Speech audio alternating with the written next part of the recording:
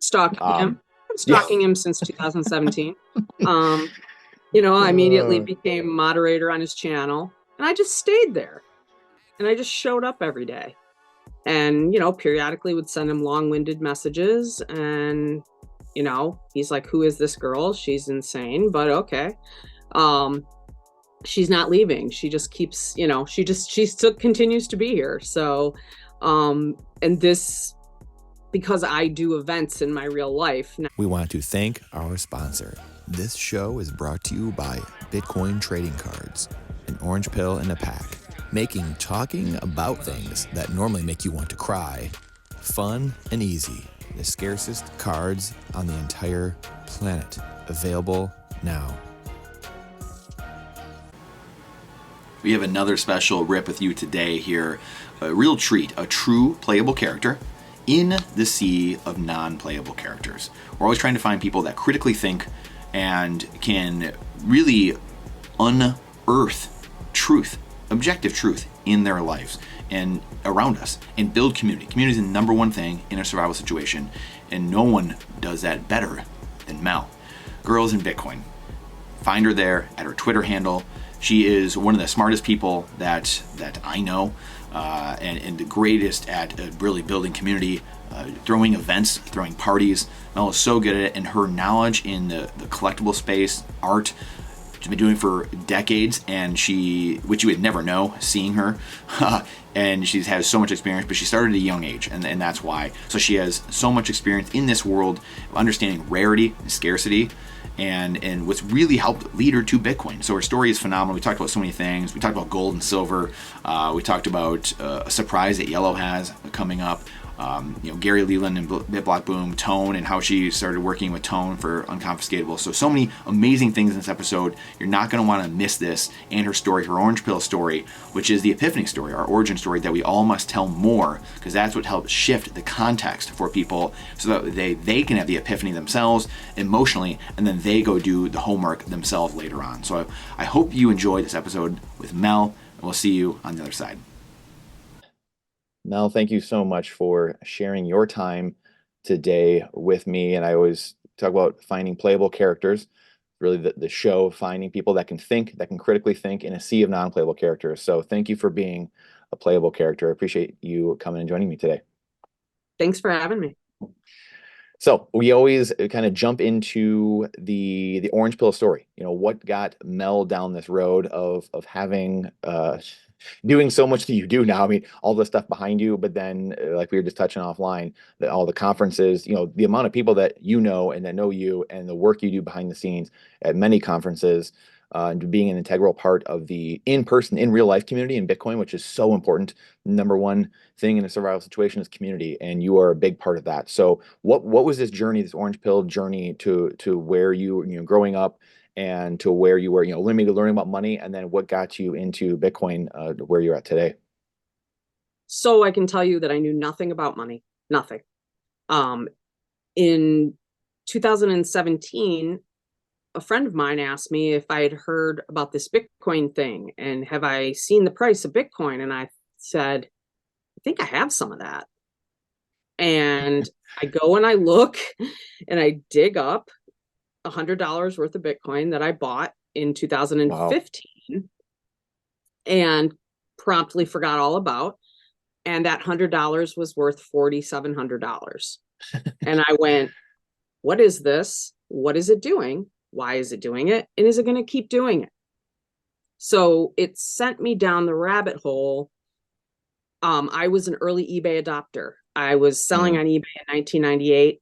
I quit my full-time job in 99, and people thought I was insane.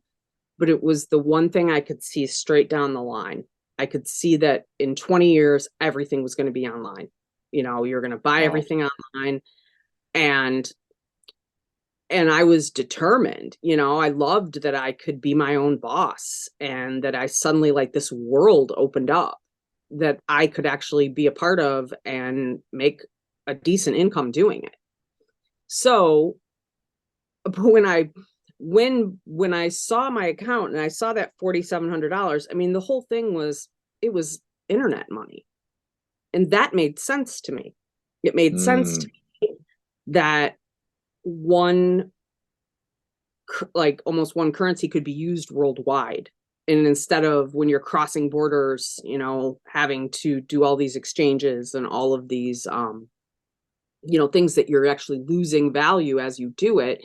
Yeah, it made perfect sense that one thing could be everything. Mm-hmm.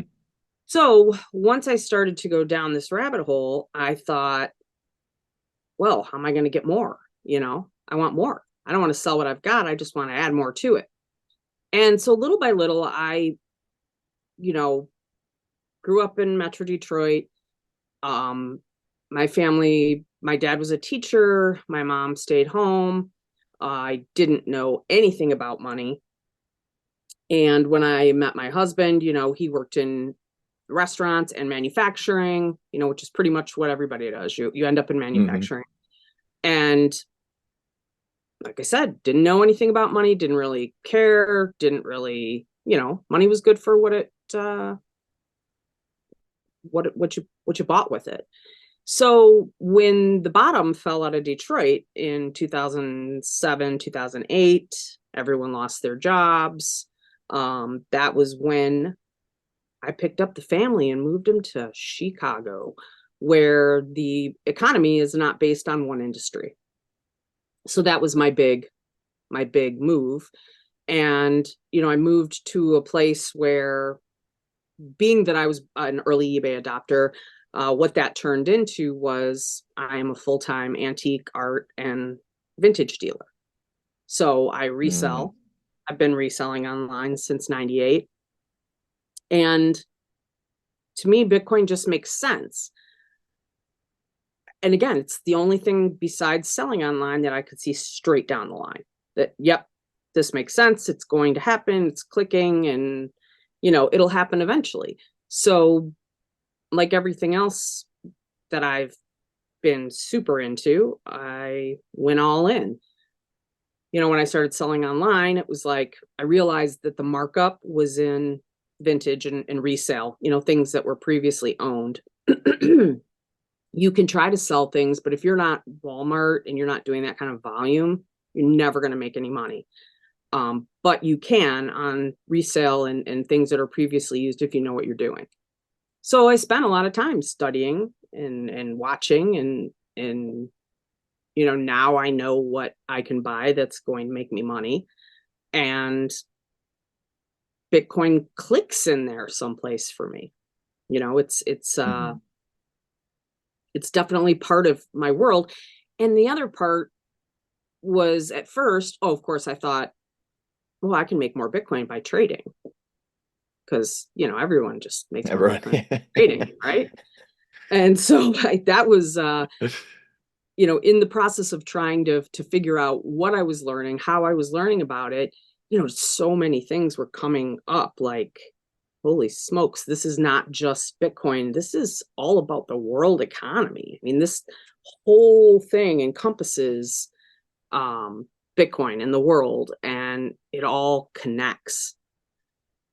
And that's my huge, you know, that was my revelation. And that was when I started paying attention to the world markets and what was happening. And, you know, for the first time in my life, we've got a little savings.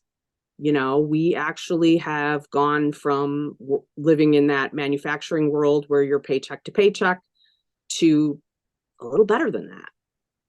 And I can only say that that's from Bitcoin, from understanding, from learning, and then wanting to save.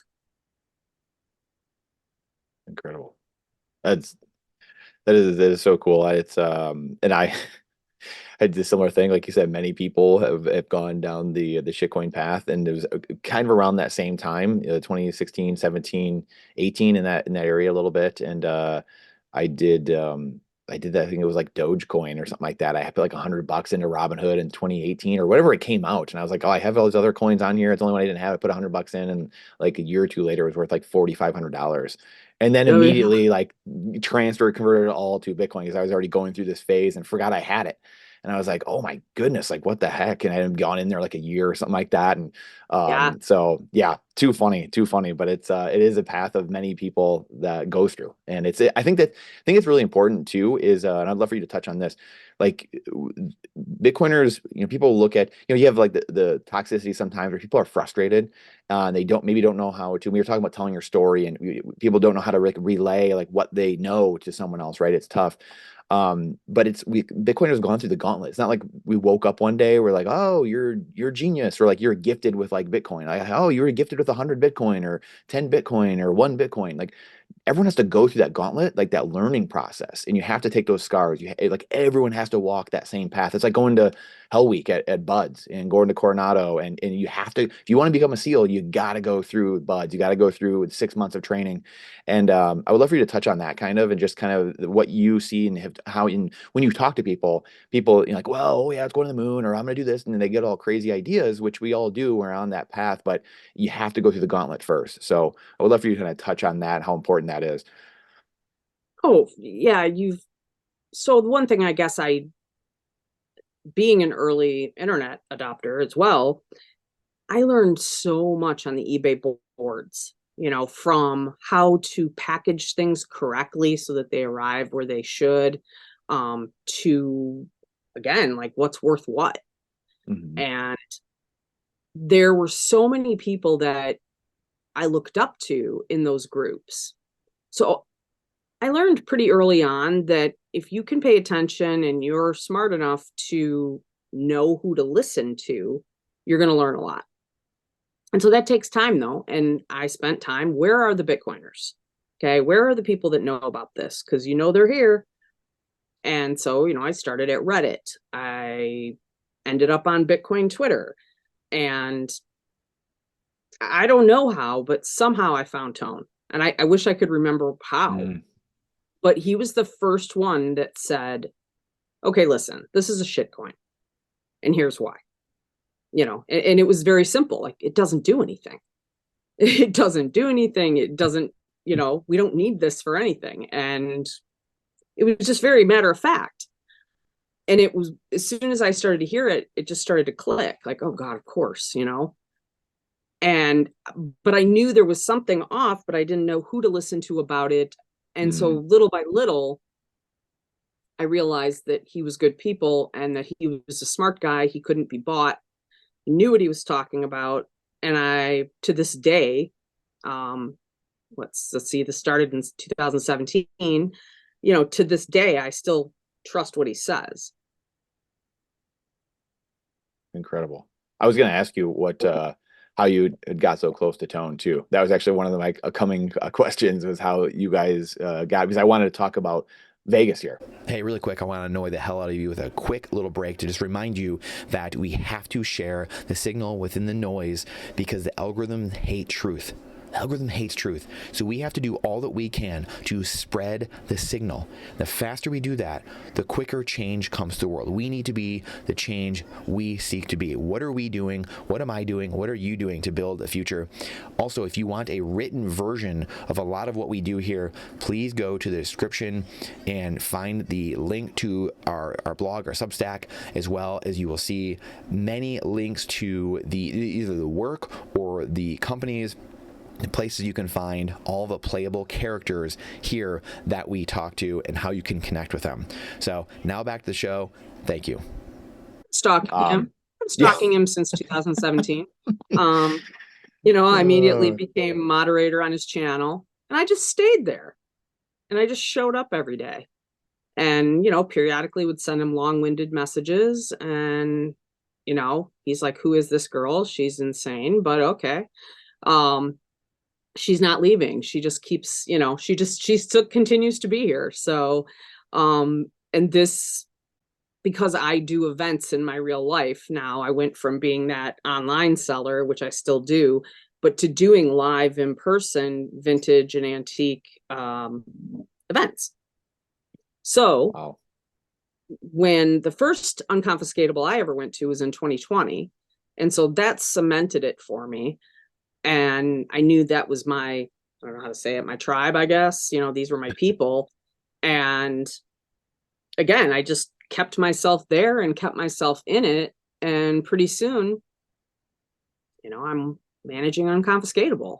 So yeah, it's definitely persistence, and my background fit where a lot of people have finance backgrounds and things like that. Well, I have event background.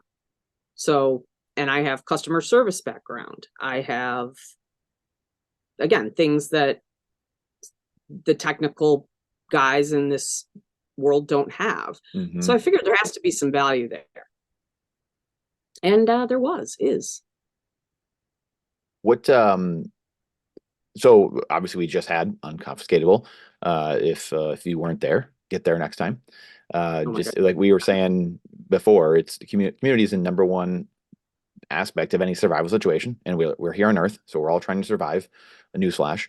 So building relationships in real life is something that I don't think many people would argue. We've kind of lost that, like especially I'm sure you growing up in Mount Clemens, where you were at, you had that, like you had this neighborhood, you were in, you knew everyone knew you, and there's something to be said about that, and treating people just treat people differently, right? So in saying that, conferences are huge, in real life events.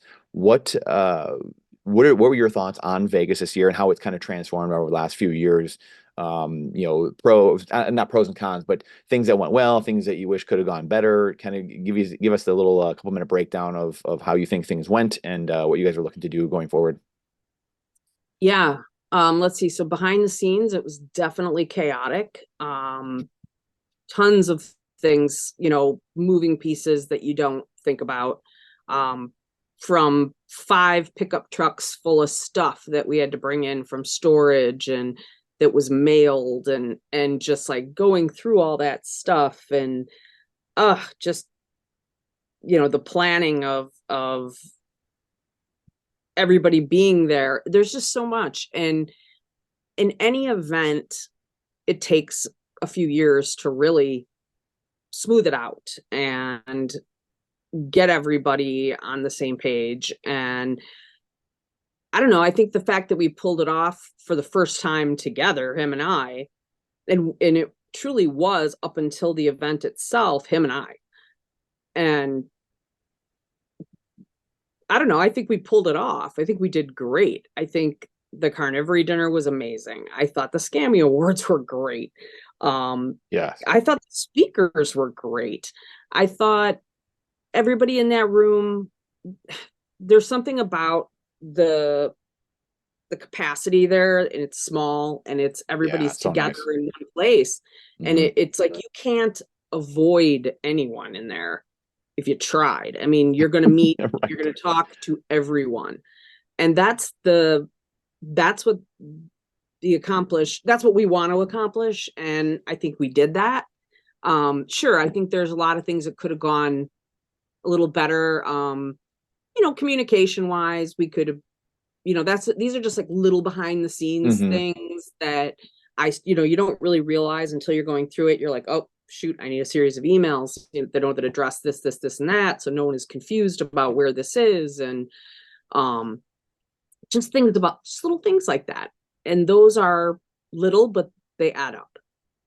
Yes. So little by little, you go through and you make it easier on yourself, and you make it, you see what were all those questions that everybody had, and which ones were the most frequent, and where else can I direct them to? Like, for example, I learned that I need to make a frequently asked questions about Las Vegas itself. Number one, do not let anyone take your picture. Okay, just don't. Do not accept any beads from anyone on Fremont Street. Okay? Yeah, on Fremont Street, yeah. Don't let anyone take your picture on Fremont Street, because you will pay $60 to get your phone back. Let's see if I mean, there's so many things that I'm just like, holy cow, I had no idea it was gonna be this big. Be careful, you can get roofied. Be careful. Mm-hmm. People can rob you. Mm-hmm. Don't invite strangers into your room. They want to rob you. So anyway, They're not hot for you. They want to rob you. they want to rob you. They might pretend they're hot for you, but they're not. They want to rob you. And even if let's say you're paying them to be hot for you, they still want to rob you. Indirectly or directly, either way. Absolutely, either way. Either way. So yeah, or both ways. So yeah, there's a lot of things I realized that I needed to come. I'm like, oh no one told you that. Oh gosh, no, don't do that. So yeah, Vegas is a little bit on the wild side. So if you do come from somewhere else and you've never visited there before, you do have to be on your toes a bit. Yeah. So that's one thing. Like more than any year so far, I heard stories of like, oh no. Really? Yeah. Interesting. I was gonna ask you why this is coming up now. Obviously, a couple years in, handful of years in, and now this is becoming an issue now, I guess we'll say. So I was gonna ask you why. Well, I heard. I just like this one had more stories than ever, and God knows why. Maybe Fremont Street's busier than it's ever been. I don't know. Man. But yeah, there's definitely. Well, I mean, here's the thing. If you get robbed, are you going to go tell the police? No, you're not. You're definitely not. And if you do, they don't care because there's thousands of people that this is happening to every day. And so it's like, you really just have to, it's like the most fun place on earth. It is just, you can hang out with your friends. You can go to clubs, you can gamble, you can do whatever you want. But yeah, just got to keep a hold of yourself. Yeah, there's good life lessons to be learned there. That's for sure. And it is interesting. I was saying I don't know who we were talking to or people, or maybe it was on Spaces. I think it was on a bunch of the Spaces this past week. Once, I was doing the download, obviously, right, and telling everyone how much fun we had that wasn't there, and that type of thing. And it was just, I remember saying, like, there's different levels of fun you can have in Vegas. Like there's so many different levels. There's so many things to do that there's literally something there for everybody. And it was I remember it was Moms and Bitcoin, and her son Ben. And he was on one of the Spaces. I think it was like Toxic Happy Hour or something like that. And everyone was like, if Ben comes here, like, don't worry, like, so everyone was like, giving up. But I was just like, there's different levels of fun. Don't worry. Like, he could go there and not see one crazy thing at all. Like, it just depends on what kind of levels of fun you want to have. That's truly what it is. That's right. Yeah, I mean, funny. Listen, people bring their kids to Vegas. I mean, people bring their little kids to Vegas. I saw a fair amount of kids. Yes. And, just these are a lot of big resorts, and there's pools, and there's all kinds of stuff for them to do, for sure. So yeah, you're right. Totally different levels. And just, depending on if you've ever been there or not, you just need to make sure that you understand what you're walking into. That is a great point, though. It truly is. I know you go to Vegas a ton. What do you love about Vegas? What attracts you to it? Are you a show person, or why are you like, hey, why is Mel going there a handful of times a year? So my sister plays poker, real poker. That's right. And she's really good. Yep. And as a matter of fact, last week when we were all there, she came and she played in the World Poker Tour Ladies Tournament, to which there were 547 entries, and she placed 33rd. Wow. I was pretty proud of her. Jeez. That was an amazing. She would have played in our poker tournament had she not made it to the next day, which she did. Okay. So, she's the reason I go as much as I do, and we definitely use it. She's in Detroit. I'm in Chicago, so we use it as an excuse to meet up and hang out in Vegas together. And so she plays poker, and I consider myself a video poker expert. I'm a professional video poker player, and I do that, while she plays, or go with her and do whatever. So that's how I really started going more, in the past like 5 years, is because of her and her playing. And I see. And I've been going for 30 years. It's like, I know the tricks. I know everything, and so for very little. And I do that because I know how. A wily veteran. Where Yes. where did the so like the poker tournament was awesome. That was the first unconfiscatable I've been to. Oh, I was gonna say this too, actually. I feel like there's a little bit of a younger segment, now going forward. That's the crazy thing about Bitcoin is like every epoch, there's different people that come into the space, right? Like 5 years from now or 10 years from now, a couple epochs from now, you might have the Tom Brady space, right? You might have the huge celebrities coming into Bitcoin, right? And then all of a sudden, like every one of us is just kind of pushed out in a way, like you could have like Yeah. this weird, like I think that's what's fascinating about it because like you think 10 years ago, Andreas is still big, obviously, but like you don't see him really anymore, do you? And like no one really sees him per se. And like the people that were there, maybe the cypherpunks, those guys are, in the shadows. Like they're just they were at the conferences and they still are, some of them, but you kind of have these different epochs where it evolved and like new people come in, new waves, so people leave and then new people come in. And right now, in the last 4 years, you kind of had this younger like epoch where they were coming of age, they're understanding Bitcoin, they're getting hurt in the process of whatever it is, the inflation or the censorship or whatever it is. Young families, boys and girls, or I guess men and women of young families and having young families, and I'm one of them, 36 years old, and seeing these things come together the last 15 years, and finally 5 years ago, really having the huge aha, and putting Bitcoin together. So, but I didn't get into the space until a year and a half ago. The like Twitter sphere, I didn't know Bitcoin Twitter even existed. I had no idea because I was running my other businesses using Instagram and Facebook and all the other platforms. Never used Twitter, and found like a year and a half ago, found Bitcoin Twitter, and was just like, what? Like I didn't know these people existed. I didn't know people thought like me. It's wild. Yeah. Oh man. So anyway, I think that's part of it. I feel like it's just different, segments of people coming into the space, Yeah. which gives you these different experiences at conferences. But Kidding, but right? this, yeah, the scammies though. So like the poker for my first unconfiscatable, I started going to conferences last year, and so the poker tournament was awesome. I didn't play this year. I didn't get in. I couldn't get in until like later in the night. But then the conference was great. And then the scammies. You got to talk about how this came about because it was like one of the funniest things I've ever seen ever. It's just having a riot. So, Like this is I mean, amazing. listen, I'm gonna be honest. It was the best scammies ever. Wow. I It's haven't amazing. paid as much attention to the scammies. This one finally got my attention. There was something with the chemistry there Hmm. between Tone, Tatum, HT or Huddle Yeah. Tarantula, and Giacomo. I mean, they were in Mirror. She did great too. Like nobody's ever kind of come together like that. And what I think is the funniest thing on earth is Tatum and Tone have chemistry. Hmm. And the fact that Tone thinks he's funny cracks me up. I mean, Oh man. hysterical, hysterical, because he is funny. Hmm.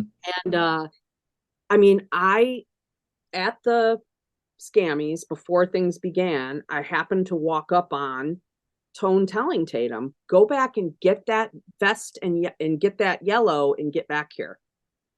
Tells him, "Go get your vest on, get yellow, That's and get awesome. back here." And now the next thing you know, they're on stage.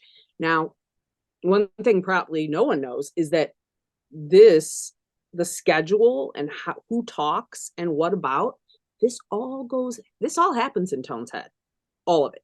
Wow. All of it. Except the scammies. Yeah. But actually, that all went on in his head too. Besides the sorry, I just lost my train of thought. I'm having a We, Bitcoin trading card drama in the background. oh It's not really boy. a drama, but no, it's okay. In I the shipped a Telegram group card. right now? Yeah. It's no, it's I was just talking to Jordy because I sent him a card and accidentally Oh, left a digit, so they're mailing it back. I'm like, oh oh, boy. anyway. Oh But no. yeah, so the scammies, it was actually him and Bitcoin Motorist put that all together. And they came up with the categories, they came up with the nominees and the winners, the two of them. And then how it kind of flowed to that, where, like I said, this comes out of Tone's head. I mean, he just like he puts Tatum up there, he put HT up there, he sat there with them. Um, and again, like none of it is scripted by any means. And he certainly didn't tell anyone what to do. And the fact that it comes out the way it does, is pretty amazing. So like the same thing with the conference. It's like you had an idea of who was talking when, but about what, when, and why, this is all coming out of Tone's head. People would ask me like, well, what are we going to, I'm like, I have no idea what to tell you. I said, it's just going to happen. And he's making it happen. And it's pretty amazing. And like I said, same thing with the scammies. And this was the first time that, like I said, the chemistry was perfect. Just perfect. So good. I was blown away. Like that was just great. The carnivory dinner was great. And that was a very lucky thing as well. I mean, the day of the carnivory dinner is also the first official day of the rodeo, which I'm sure you saw plenty of people. Only cowboy hats. Mm-hmm. And the fact that we made that happen, that they shut that place down for us, that took a few trips. It took sweet talking of epic proportions, and I still owe a gift to Donnie, the manager, who again did an amazing thing for us. And you know, they didn't have to do that, but they did, and it was great. Yeah, that's really cool they did that, because that place was packed with Yep. rodeo. It just felt like the whole place was a rodeo. Let's be honest. The Fremont Street was a rodeo. Oh that my was gosh, wild. for sure. So in saying that, I know it's moved around. When was BitBlock, or when was Unconfiscatable last year? And do you know when it's going to be next year? I know it moved. So last year, let's see, Vegas has done some really crazy things because of sports. And sports is shifting the way Vegas works and the months that are busy and not. So right now, I know he's in the process of seeing. We kind of went to December because we thought it'll take us beyond everything else, and you know, meaning like give us some space. Now everyone's kind of shifted around this year. You know, BitBlock Boom has changed their dates. So at this point, I don't know. Last year it was at the end of February, I believe, or right at the beginning of March. But now March Madness has taken over, and it's like really hard to get affordable hotel rooms. So we're kind of shifting, you know, in terms of that kind of thing, like trying to keep it affordable for everybody.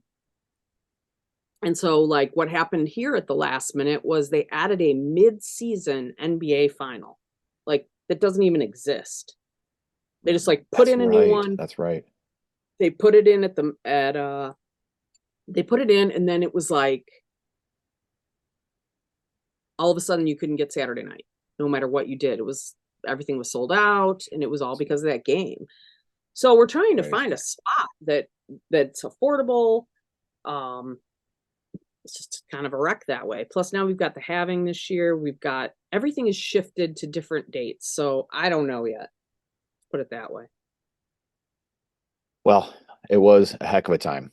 It was a heck of a time. It was great. That's for sure. And it's definitely a must go conference. That's for sure. And like you alluded to earlier, there's not as many people that go compared to, you know, Bitcoin Magazine's events or maybe Pacific Bitcoin or something like that. And those are fun in their own right for sure. But man, there's something about the conferences that have, you know, a few hundred people, whatever it is, 200, 400, 600 people, just so fun. So it's definitely a must attend conference that I will definitely be frequenting. So thank you for working on that and doing that. And in saying that, I wanted to kind of transition to BitBlock Boom and your work with Gary and how that relationship formed, and the work you do for them and what that's looking like. Because I know that one has kind of moved or is moving times as well because of the halving. Yep. So I would love for you to kind of go into that, your guys' relationship and what things are looking like there. Listen, Gary's a very smart man. Okay. He has a lot to offer and a lot of experience. If you haven't watched his, it just came out in the last couple of weeks. He did an interview with Peter McCormick and what Bitcoin did. And it's a really great interview. And I found so many things, you know, he's been doing events forever. Just Gary's a smart guy. And, you know, he's also very ethical. He's very honest. He's very, you know, if you're not listening to Gary in some way to help your business, you should be. Um, and so, yeah, I mean, I obviously, he's become a good friend, and he's very much a mentor. And, as a matter of fact, this morning, him and I had a little conversation because I've kind of had the after event blues a little bit. Mhm. And, little call with Gary this morning, a little smack upside the head. And, you did great. Shut up. You're done. Knock it off. Everything's great. And, be a grown up. I'm like, okay, That's all right, awesome. thank you. And he's right. And there's no one I'll take it from all day long more than Gary. If he's got something to say, I'm listening. So I'm very excited about Bit Black Boom in April because I will definitely be there. And I have some plans, some things to unveil with Yellow. He's got some things happening. He met someone in Vegas. Who, Yellow did? Yes. Really? Yes. He met someone. Wow. So we're Breaking gonna news. yeah. He met someone in Vegas and they're really into each other. So he's been really busy. And hopefully, if all goes well, we'll unveil her at Bit Black Boom. Mm, So interesting. it should be interesting. Yes, yes. I like that.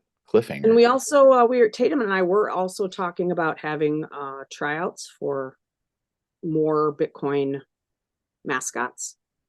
Mm. I know there was that Billy Bread thing happening at Pacific, but I don't know, Billy doesn't seem to be hanging in there. So we may have some tryouts, and we may see if we can get some more Bitcoin mascots in there. And of course, Yellow and his potential new girlfriend will be judging that as well. Amazing. This is just too cool. So that is late. Is that mid to late April? Bit Black It is Boom? April. Let's see. I think because the having party is early April, I think. So Yeah, they're different weeks. they're a couple weeks apart, I think. Yeah. Actually, I think they're just a week back to back. I think they're back to back weeks, which actually wouldn't be bad because if you do want to go to the having party, you could fly right into Dallas. True. Yeah, they're not far from each other. Yeah, no. Technically. So I think it's absolutely doable to do both if you are dedicated and want to do that, which I would like to do that. But I will be at Bit Black Boom first because my loyalty lies there, and I've got things that need to happen there. So, are you? So I mean, obviously, Unconfiscatable, you are a really big part of that. Are you kind of the same role with Bit Black Boom, or is it? Definitely not. Gary runs the show there, and I'm there to help in any way that he needs me.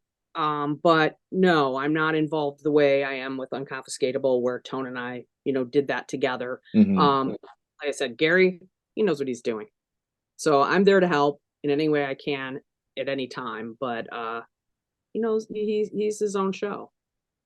That's Which awesome. again is a very smart move because I also know from my business that, Tone and I can work together really easily. I have my own company and it's an event company, and he has his own company.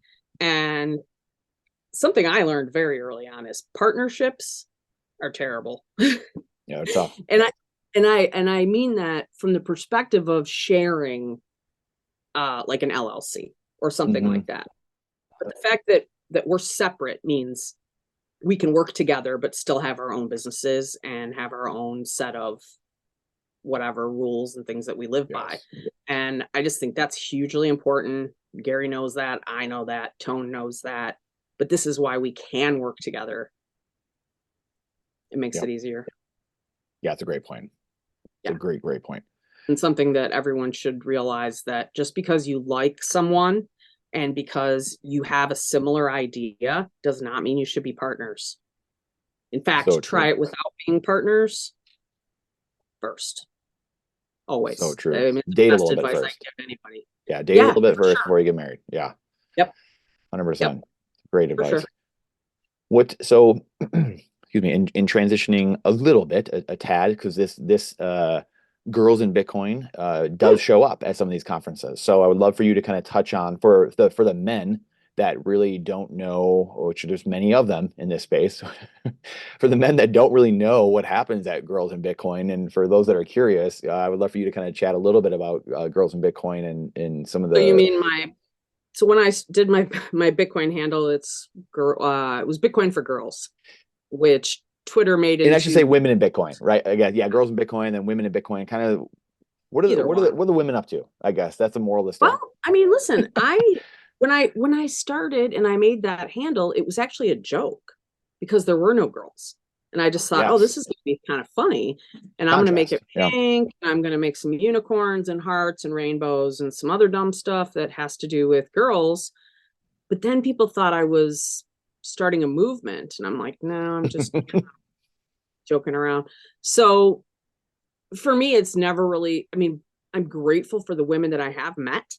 There are some really smart, really great women, and every single one of them has something interesting.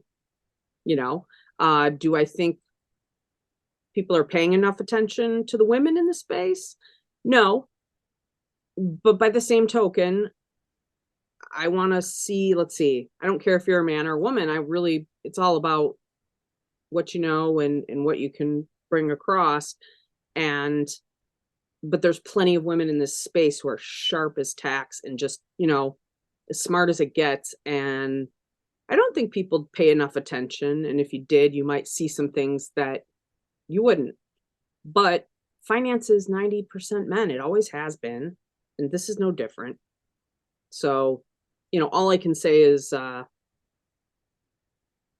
just try to have an open mind and realize that male or female really doesn't matter. It's kind of all about the fact that we all believe in this, and we believe it for a reason. We're not making it up. We're not a cult. I mean, yes, we are, but we're not. right. And it's based on actual real life things. And Hmm. yeah, I mean, I would like to see more women involved, but that takes, I do think it takes something on the side of the men to make them feel more welcome and make people, make them feel like they are a part of things. So, for Hmm. what it's worth. Yeah, no, I couldn't agree more. I mean, it's whether we like it or not, that's how we were designed, right? I mean, it's the Yep. men, lead and that's how it goes. So it's up to the men, and that's women are Yeah. going to take those cues. And if you're not being welcoming, then yeah, women are like, okay, well, whatever, I'm staying away. Or, it's just, and so it's kind of 2 + 2 = 4. And I think that we tend to forget that, especially men. So Yeah. and I want to see more women in the space too. I have, Yeah. Well, I mean, like I can tell you at BitBlock Boom, there's a picture, and you may have seen it, of me where my face looks like this. But there's more women in that photo than I've ever seen in an event. So I think BitBlock Boom was really the, like, wow, I can't believe how many women were here. And I don't know how that happened, but it did. And I would love to see it again, and more and more and yes. more. So I mean, I was pretty astounded. So I mean, I hope that continues.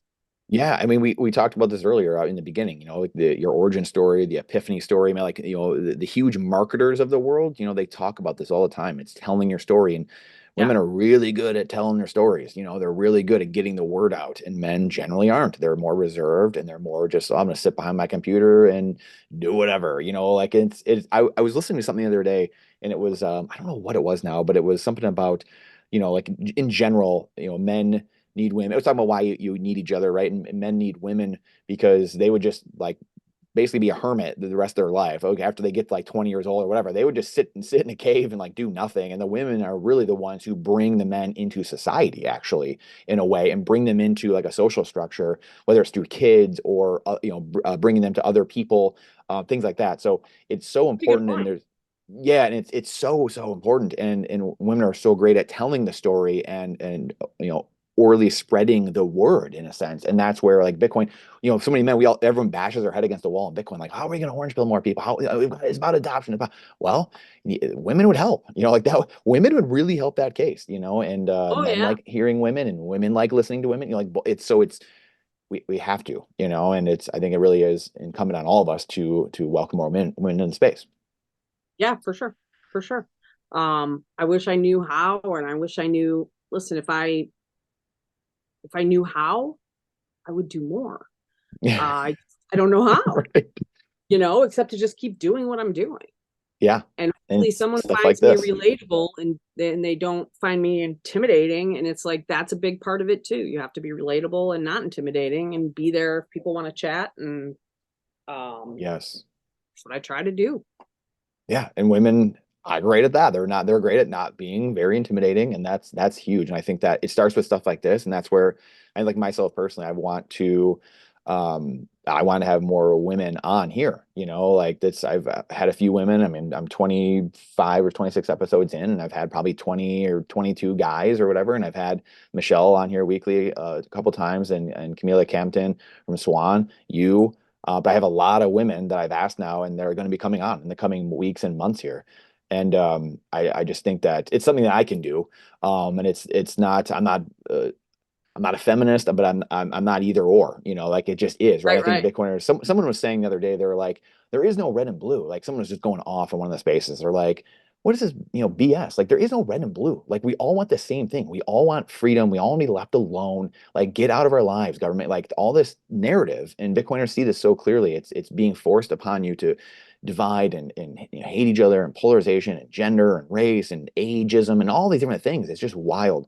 And it just is. So however we can increase adoption, I think women are a big thing. I've got a mother, I've got a wife, I've got 3 girls and a little boy. Oh, wow. So it's like, how can we increase adoption? How can we get, them involved, kids involved? So that's one thing I can do is, hey, what can I do? Well, hey, let's get more women out there. Let's start getting a little platform, and that way they can get some stuff on film. Like let's start recording women Sure. more and start pushing that out there, and that will just continue to spread more.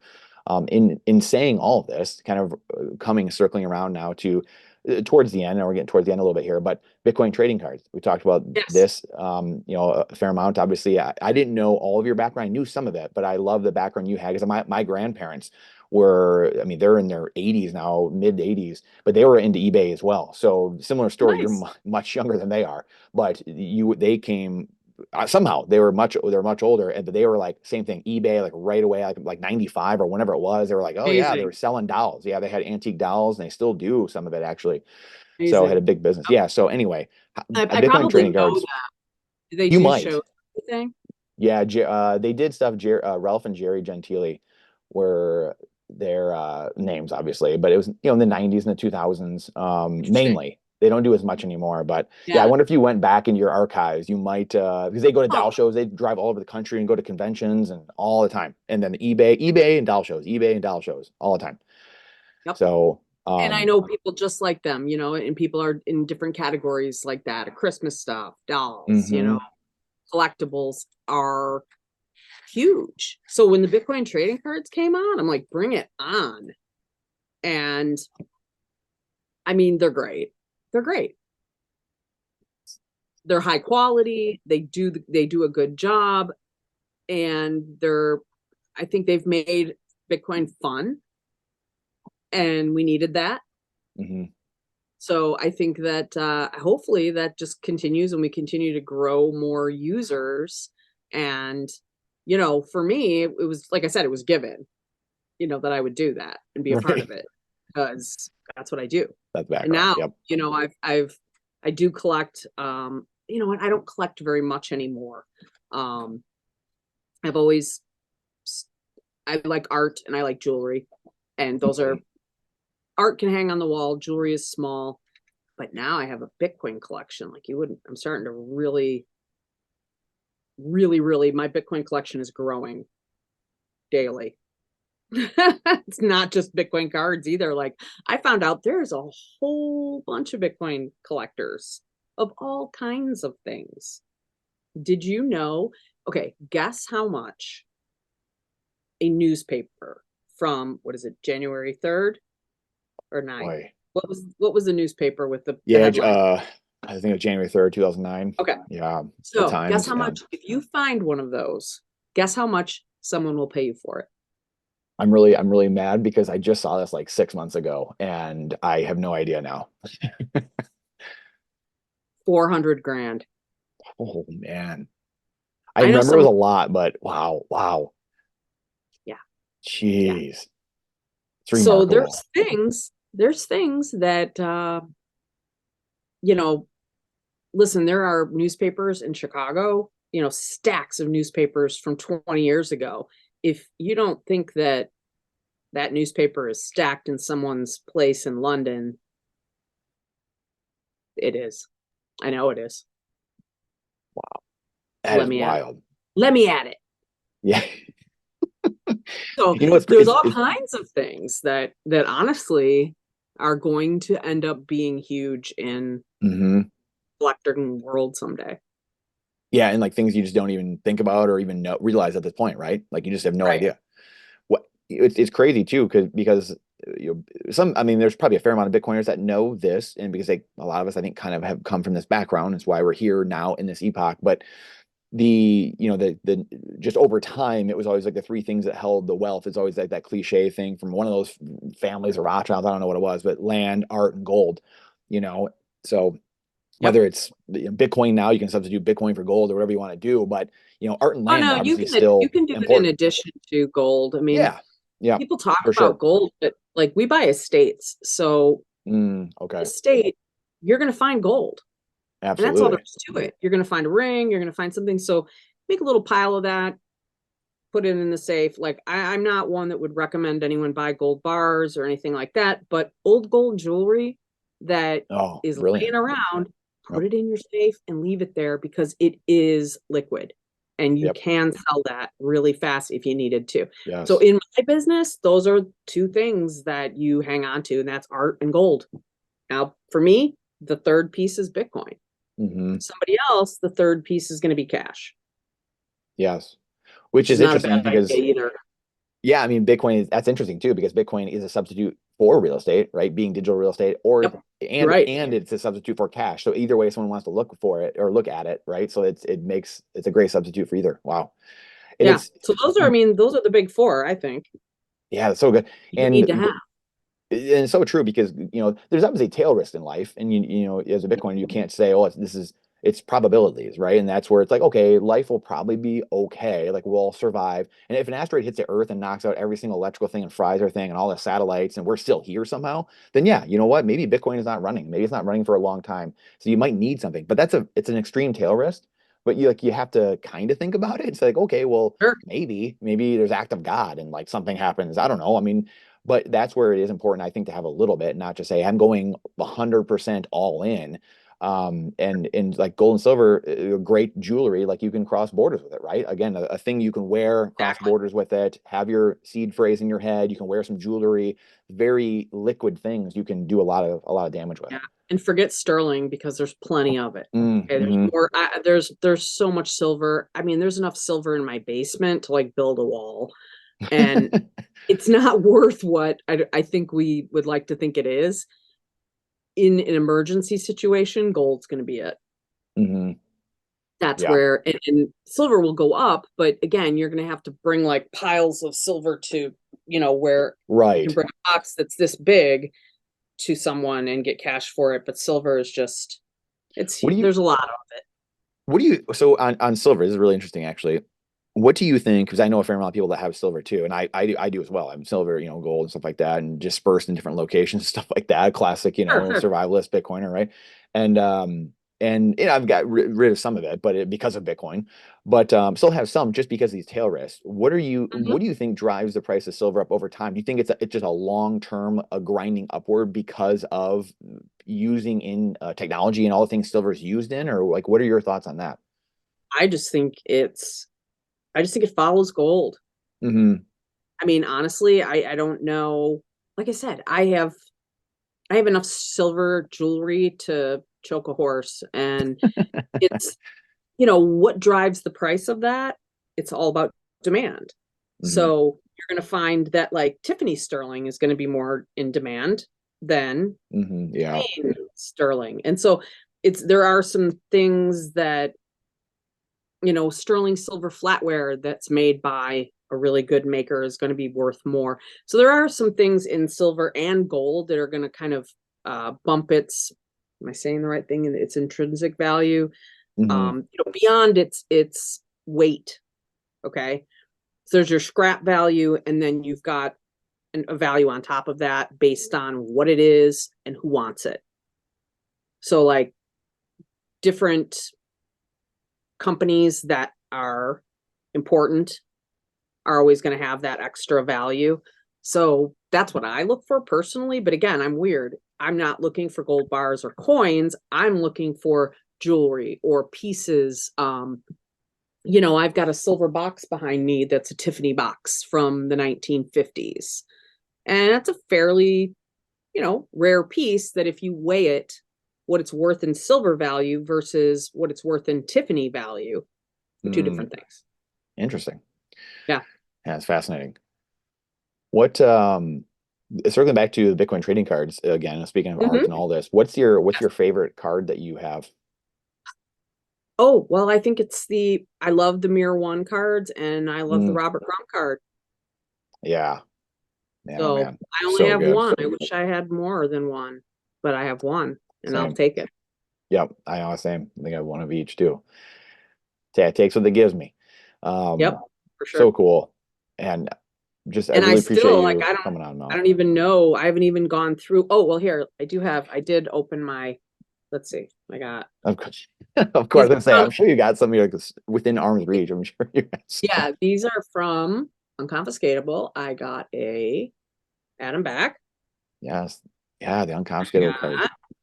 One. Let's see. I have Jimmy Song. I have many Jimmy Songs. And I have 3 Jimmy Songs and 3 Natalie's. So I'm going to need to make some trades. I know. We'll have to make some trades. I got my box coming. I waited. I was like, all right, I'm not going to take from the inventory here. So I just ordered mine from Aladdin. So definitely take from the inventory. I hope I didn't. Yep. I haven't even had a chance to go back and say, like, give me my box. So I better do that. Oh man. Yeah, we'll have to make some trades for sure. All right, are you into like the sports cards at all? Like sport trading cards, like basketball, anything like that, football? Nothing? No. Baseball? But that's where my business came to pass. My husband was a comic book and card collector. Oh, okay. And comic book, he knows grading and he knows cards, and he always has.